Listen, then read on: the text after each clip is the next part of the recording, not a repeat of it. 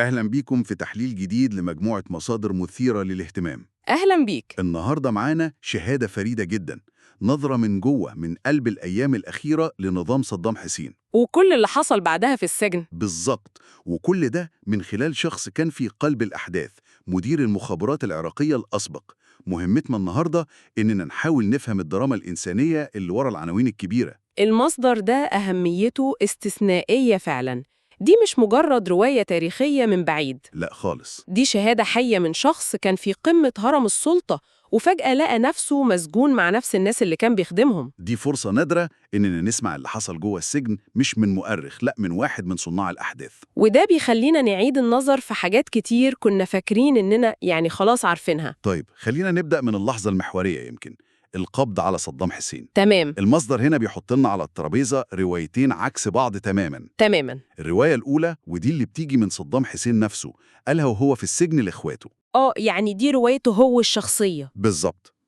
صدام كان بيشاور بصباعه على واحد اسمه قيس النامق، ده كان صاحب البيت اللي صدام مستخبي فيه. وفي المقابل بقى الرواية التانية اللي انتشرت في العالم كله، رواية CIA. بالظبط، بتاعة ضابط CIA جون نيكسون اللي هو أول واحد حقق مع صدام. أيوه. نيكسون بيقول إن الخيانة جت من واحد من أقرب الناس ليه أمنياً، رئيس حرسه الشخصي محمد إبراهيم المسلط، والمفروض إنه باعه مقابل 25 مليون دولار. فإحنا كده قدام سيناريوهين: خيانة الصديق الأخير أو خيانة الحارس الأمين. والمثير إن المصدر بتاعنا اللي كان في قلب دايرة الحكم بيميل يصدق رواية صدام. ودي نقطة مهمة جداً. طبعاً، ده بيقلب الطريقة اللي بنبص بيها للمشهد. لو صدام هو اللي صح، فدي مش قصة انهيار نظام أمني. لا، دي قصة خذلان شخصي. بالظبط، خذلان في آخر متر في السباق، خيانة من شخص لجأ له ووثق فيه في أضعف لحظاته. وده بيخلي القصة إنسانية أكتر بكتير. رواية CIA هي قصة نجاح مخابراتي، عملية محسوبة. صح. لكن رواية صدام هي تراجيديا عن الثقة والخذلان. ولما شخص من جوه النظام يرجح الرواية دي، فهو كأنه بيقول إن النهاية ما كانتش مجرد عملية عسكرية. لا، كانت انهيار للروابط الإنسانية اللي النظام ده كان قايم عليها. بالظبط. وهنا بقى الموضوع بياخد منحنى أغرب، قصة الحفرة. دي كلنا فاكرينها، الصور والفيديوهات الصادمة دي. المصدر بينسف الرواية دي تماماً. إزاي بينسفها؟ بيقول إنها مش حقيقية؟ هو بيحكي إنه بعد ما خرج من السجن أول حاجة عملها إنه راح زار المكان ده بنفسه. راح يشوف بعينه بالظبط. واللي شافه كان مختلف تماماً. هو بيوصف إن المكان ما كانش حفرة عنكبوت بدائية. أمال كان إيه؟ لا، دي كانت غرفة تحت الأرض متصممة كويس جداً، ليها مدخل سري متغطي بجزء من جرار زراعي قديم، وليها سلم داخلي بينزل للغرفة دي اللي كانت مجهزة. لحظة واحدة، مخبأ محصن ومدروس، مش حفرة عشوائية؟ بالظبط. كل الصور اللي شكلت وعي العالم عن نهاية صدام حسين كانت على الأقل جزئياً تمثيلية؟ دي معلومة صادمة جداً لو صحيحة. هي دي النقطة اللي المصدر بيركز عليها. هو بيطرح فكرة إن المشهد كله كان جزء من حرب نفسية. المعركة ما خلصتش بسقوط بغداد، دي كانت بداية معركة من نوع تاني، معركة على الذاكرة التاريخية. أكيد. صورة صدام في الحفرة ما كانتش مجرد خبر، دي كانت طلقة في حرب نفسية هدفها قتل الرمز، مش بس القبض على الرجل. بالظبط. ده تحليل عميق جداً. تجريد القائد المهزوم من أي هيبة هو تكتيك قديم قدم التاريخ. طبعاً. لما بتصوره في أضعف صورة ممكنة، أنت مش بس بتهزمه، أنت بتمحي أسطورته عند أنصاره. صورة ديكتاتور مستخبي في حفرة أقوى 1000 مرة من صورة قائد اتقبض عليه في مخبأ محصن. الإعلام هنا كان سلاح. بكل تأكيد. المصدر بيضيف تفصيلة تانية بتخلي الصورة دي أوضح. هو عنده نظرية إن صدام كان متخدر وقت القبض عليه. متخدر؟ بيقول إن حالته في الفيديوهات الارتباك الشديد وعدم التركيز مش طبيعية، كأنه مش في وعيه. وده ممكن يفسر ليه ما قومش وليه ظهر بالشكل ده. بالظبط. ولو جمعنا النقطتين دول مع بعض، صورة المكان المفبركة مع حالة الشخص اللي ممكن تكون متلاعب بيها، فإحنا قدام عملية إخراج متكاملة. عملية إخراج ده تعبير دقيق. الهدف ما كانش بس القبض عليه، الهدف كان صناعة مشهد نهاية مذل للعالم كله عشان يقفلوا بيه صفحة كاملة من التاريخ بالطريقة اللي هم عايزينها. بالظبط. إذن الرواية الرسمية للحظة القبض عليه كانت مهزوزة ومليانة بالدعاية. واضح جدا. لكن اللي حصل بعد كده لما اتقفل عليهم باب السجن فتح الباب على دراما إنسانية من نوع تاني خالص. دراما صامتة ومحدش شافها. انتقلنا من مسرح الإعلام العالمي لزنزانة معزولة عن العالم. تماماً. المصدر بيوصف إحساس العزلة التامة. مفيش جرايد، مفيش راديو، مفيش أي فكرة عن اللي بيحصل بره. كانوا عايشين في فقاعة زمنية، كل اللي يعرفوه هو اللي كان قبل ما يتقبض عليهم. وحتى جوه الفقاعة دي كان في عزل داخلي بيحكي إن الأمريكان بنوا سياج خشبي ارتفاعه 6 متر حوالين زنزانة صدام. عشان يمنعوا أي تواصل بينه وبين باقي رجال نظامه. بالظبط. لكن العزلة الأكبر يمكن كانت نفسية. المصدر قضى سنين في نفس الزنزانة مع عبد حمود، سكرتير صدام الخاص. ده كان يعتبر الرجل الثاني أو الثالث في الدولة. تخيلي شخصين بالوزن ده في زنزانة واحدة لأعوام، أكيد دار بينهم حوارات تكشف كتير. دي فرصة لا تعوض فعلا. هنا المفاجأة، المصدر بيحكي إنهم كمستشارين سابقين كانوا بيسألوا عبد حمود أسئلة منطقية جدا. أسئلة زي إيه؟ أسئلة فيها ألم وعتاب. ليه وصلتوا البلد للحال ده؟ إزاي كل حاجة انهارت بالسرعة دي؟ دي مش أسئلة تحقيق؟ لا، دي أسئلة رفاق سلاح مهزومين بيحاولوا يفهموا. بالظبط. وإيه كانت إجابته؟ الصمت. الصمت؟ كان بيرفض يجاوب تماما. المصدر بيأكد إن عبد حمود لحد يوم إعدامه عمره ما نطق بكلمة واحدة فيها نقد أو حتى تساؤل عن قرارات صدام حسين. ياه، ولاؤه المطلق للرئيس استمر حتى بعد ما خسروا كل حاجة. السلطة والحرية والمستقبل. ده شيء مذهل نفسياً. الصمت ده في حد ذاته رسالة أقوى من أي كلام. فعلا. ده رفض تام لتحليل الماضي أو الاعتراف بأي خطأ. كأنه بيقول إن مجرد التشكيك في القيادة هو خيانة أكبر من الهزيمة نفسها. التراتبية القديمة فضلت عايشة جوه الزنزانة كأن شيئا لم يكن. بالظبط. ده بيورينا قد إيه الأيديولوجية والولاء الشخصي ممكن يكونوا أقوى من غريزة البقاء أو حتى من المنطق. والمشهد السريالي ده ما كانش مقتصر على عبد حمود. المصدر بيحكي تفاصيل صغيرة بتدي عمق كبير للمشهد.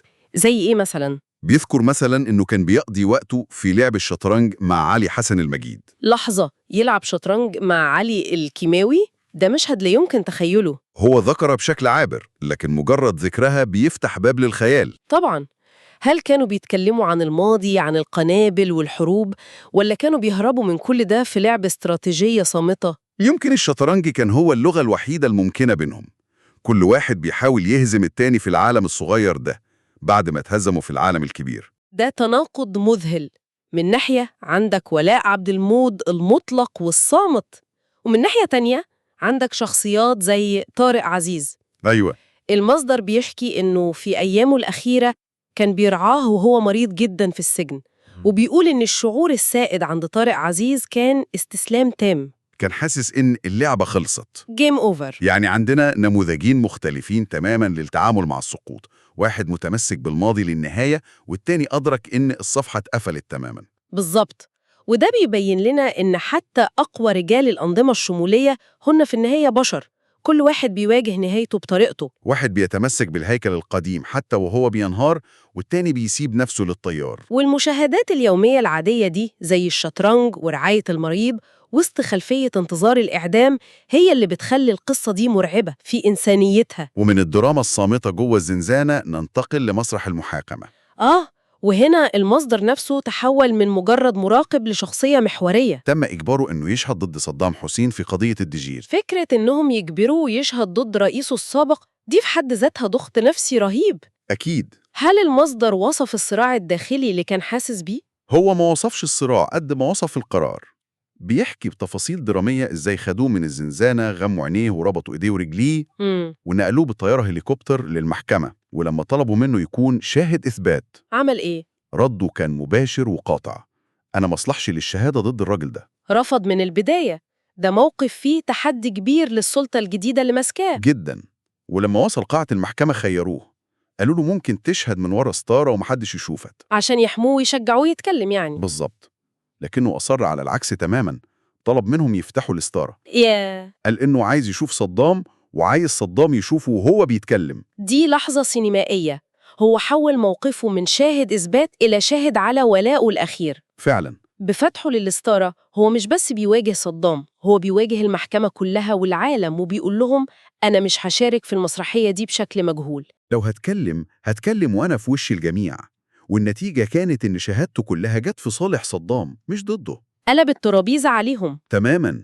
اللحظة دي هي ذروة قصته الشخصية، هي آخر فعل من أفعال التحدي ضد اللي كان بيشوفها محاكمة صورية. والمصدر بيعزز الإحساس ده لما بيحكي إنه الأمريكان والبريطانيين كانوا موجودين في الكواليس وبيديروا كل تفصيلة. ده بيصب في نفس فكرة الدعاية اللي اتكلمنا عنها في الأول.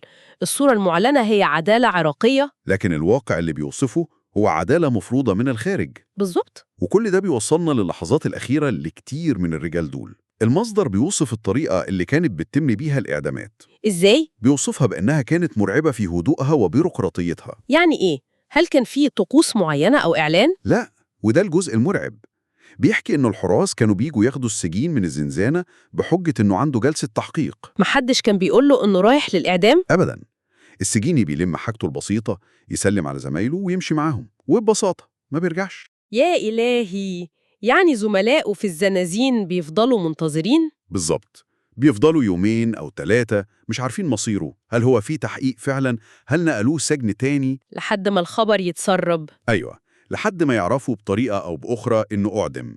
وده بيخلق جوه من الرعب النفسي المستمر. أكيد، كل مرة باب الزنزانة بيتفتح عشان ياخدوا حد للتحقيق، كل واحد بيسأل نفسه هل ده دوري؟ بالظبط كده. دي طريقة باردة ومنهجية لتنفيذ أحكام الموت، بتمنع أي فرصة للوداع الحقيقي أو للحظات أخيرة ليها معنى. بتجرد الموت نفسه من أي دراما وتحوله لإجراء إداري. والقسوة الأكبر بتكون على اللي لسه عايشين، اللي بيعيشوا حالة ترقب دائم للنهاية المجهولة دي. إذن رحلتنا النهاردة خدتنا من روايات الخيانة والدعاية في لحظة القبض للحياة الصامتة والسريالية جوه السجن. وانتهت بموقف تحدي في قارة محكمة وعملية إعدام هادية. بتفكك نظام بأكمله شخص ورا شخص. الفكرة المحورية اللي بتطلع من كل ده هي الصدام الحاد بين الرواية المعلنة للعالم والواقع الخاص اللي عاشه أصحاب القصة. فعلاً. العالم شاف رئيس بيطلع من حفرة، والمصدر وصف مشهد مختلف تماماً.